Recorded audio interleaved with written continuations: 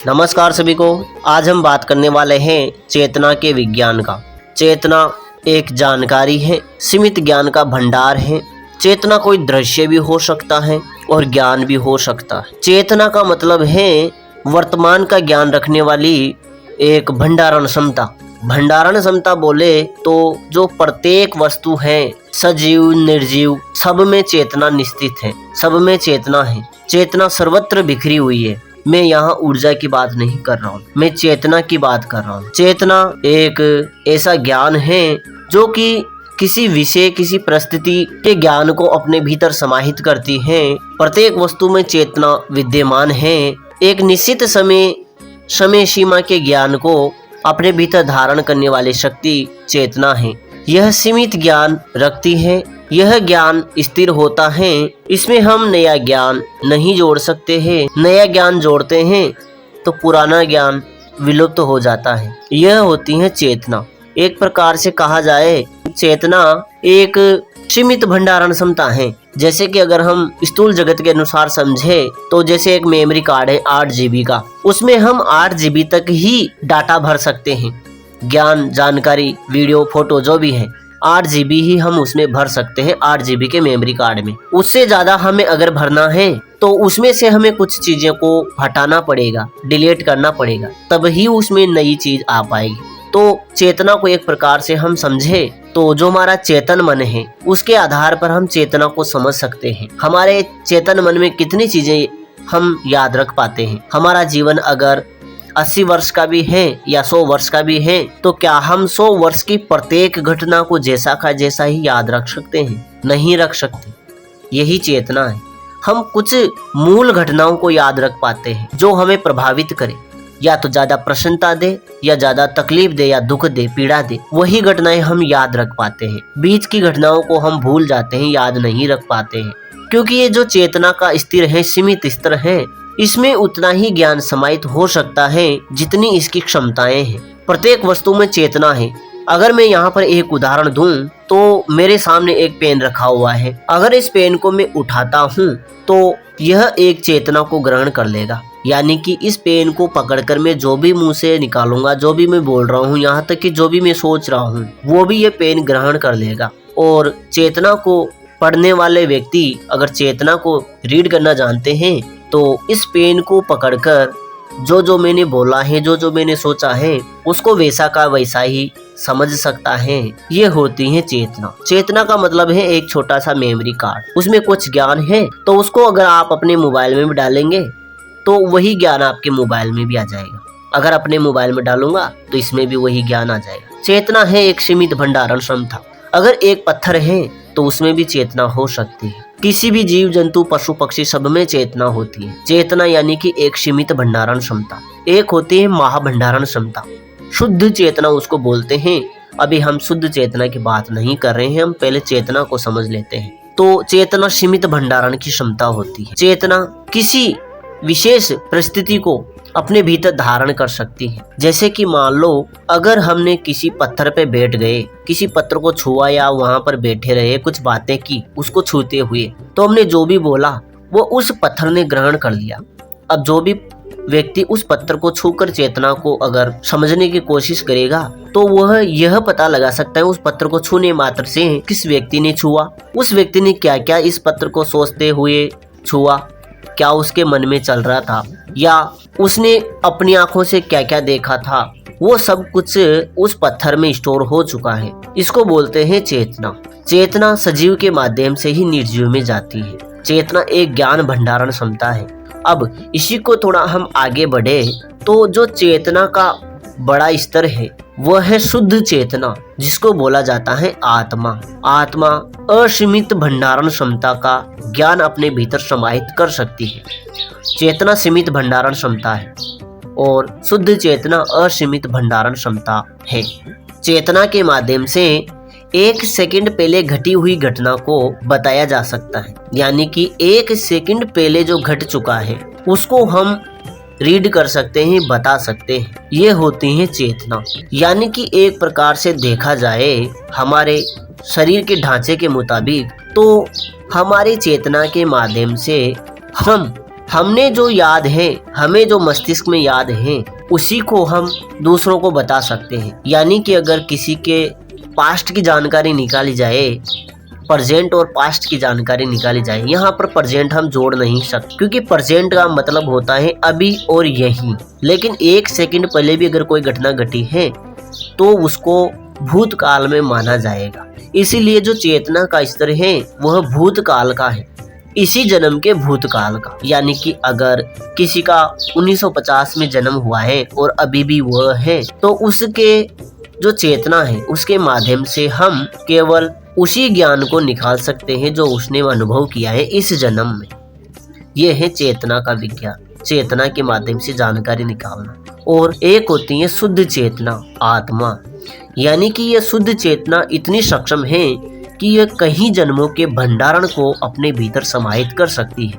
यानी कि जो शुद्ध चेतना है, आत्मा है, उसके माध्यम से व्यक्ति अपने इस जन्म को ही नहीं, पिछले जितने भी जन्म व्यक्ति ने लिए हैं उनका भी पता लगाया जा सकता है, क्योंकि वो है शुद्ध चेतना, असीमित भंडारण क्षमता। लेकिन कभी भी जो शुद्ध चेतना है उसके माध्यम से भी हम वर्तमान और भविष्य काल को नहीं जान सकते। चेतना का मतलब है किसी ज्ञान, किसी घटना को समाहित करना। सीमित क्षमता को 8 GB का मेमोरी कार्ड है तो 8 GB ही उसके अंदर रख सकते हैं, ज्यादा नहीं रख सकते। अगर हम ज्यादा रखेंगे तो कई चीजें हम भूल जाएंगे। इसको अगर भौतिक के आधार पर सीखे समझे तो अगर हमने पिछले जन्मों की स्मृतियों को देखना शुरू कर दिया तो हमें पिछले जन्म तो याद रहेंगे, लेकिन इस जन्म में हम कई चीजें भूल जाएंगे, क्योंकि हमारी चेतना की क्षमता इतनी ही है। अगर एक व्यक्ति का समय 100 वर्ष भी है ना, तो उसमें से वह 50 वर्ष के घटना को ही आराम से याद रख सकता है, या 25 वर्ष की घटनाओं को एक्यूरेट याद रख सकता है। लेकिन जन्म हुआ तब से अब तक जो भी घटना घटित हुई है वह वैसा का वैसा ही नहीं बताया जा सकता। यानी कि चेतना के माध्यम से हम टुकड़ों के माध्यम से ज्ञान को पता कर सकते हैं। और जो शुद्ध चेतना है, आत्मा है, उसके माध्यम से हम जिस प्रकार से एक वीडियो देखते हैं उसी प्रकार से यहाँ तक कि सेकंड में घटी हुई घटना को भी देख सकते हैं। ये होती है शुद्ध चेतना, आत्मा।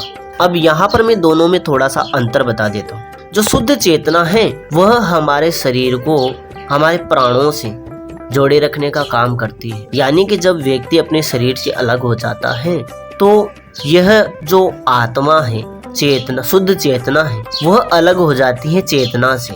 यानी कि हम मात्र चेतना ही रह जाते हैं, प्राण और चेतना ही रह जाते हैं। हम प्राणों के माध्यम से वर्तमान को अनुभव करते हैं। वर्तमान में जो भी चीजें घटित हो रही हैं उन ज्ञान को हम ग्रहण करते हैं चेतना में।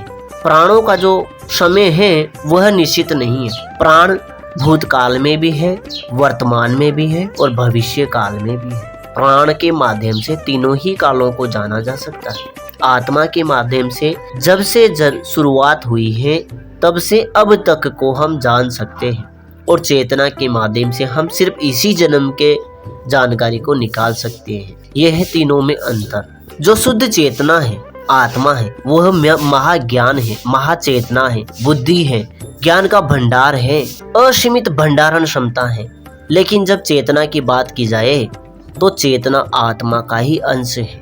यह सीमित ज्ञान को अपने भीतर धारण कर सकता है। यह स्थिर ज्ञान होता है। इसमें नया ज्ञान आता जाता है तो पिछला ज्ञान समाप्त होता जाता है। यानी कि इसमें जो क्षमताएं हैं वो स्थिर रहती है, और यही क्षमता फिर आत्मा में ले ली जाती है, ट्रांसफर कर ली जाती है। तो यही जो जन्म है और पिछले जितने भी जन्म है उनकी जानकारी आत्मा में स्टोर हो जाती है, भंडारित हो जाती है। एक पत्थर को हम समझे तो पत्थर में एक चेतना ही हो सकती है, उसमें आत्मा नहीं हो सकती। यानी कि शुद्ध चेतना एक पत्थर में नहीं हो सकती। लेकिन हम ऐसा बोल सकते हैं कि पत्थर में चेतना है, या फिर ऐसे भी बोल सकते हैं कि आत्मा का ही एक अंश चेतना पत्थर के भीतर भी मौजूद है। प्राण अलग चीज है।